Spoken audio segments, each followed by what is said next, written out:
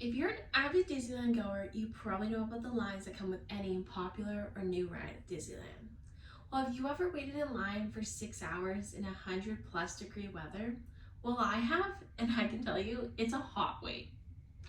It was August of 2012 and Cars Land had just opened to the public, and so had the new ride, Radiator Racers, where you get in a vehicle like Lightning McQueen or Sally and race through Radiator Springs.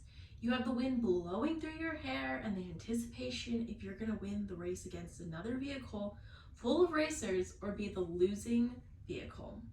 But I had yet to experience these thrilling events as the ride had just opened and there was no stopping me that day.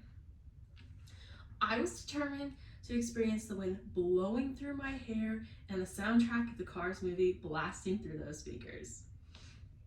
It was Sunday in Disneyland, our last day there, before we had to drive home that evening. We had just spent 2 days and having the best time in Disneyland, going on every ride and eating every snack throughout the park.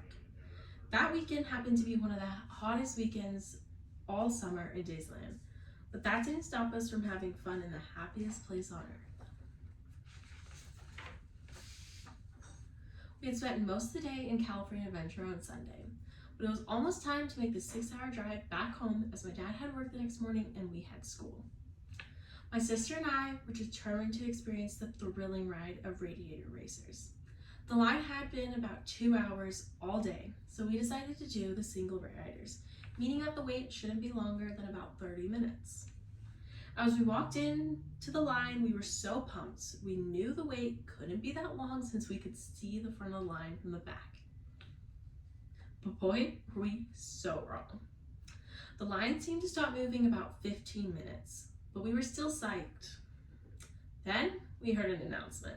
The ride was down and should be back up in 30 minutes. No problem, 30 minutes, we can totally wait that long. Well, 30 minutes came and passed, and people were starting to leave the line, meaning we were even closer to the front of the line now. When my parents started calling us and they were asking us and seeing how much longer we were gonna be as we needed to head home. At this point, we were all dripping in sweat. I don't think I had ever been so hot, but to 12-year-old me, it was so worth it if I got to ride the new Cars ride.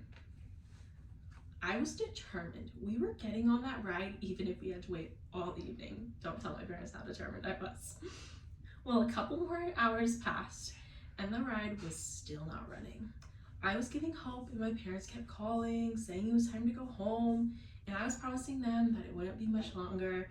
I kept telling them we were almost going to be on the ride, but it was still shut down. Well, that didn't happen. After 6 hours, we had still not gotten to ride the new Radiator Racers, and I had to leave without feeling the thrill of riding through Radiator Springs with the wind in my hair and the soundtrack of Cars blasting through the speakers.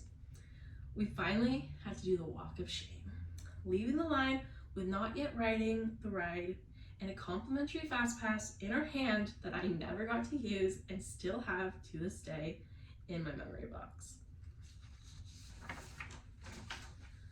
Later that week, I heard the ride never reopened. So, moral of the story, if a ride breaks down, just go ride another ride because there's always next time or later that evening to ride the new It ride.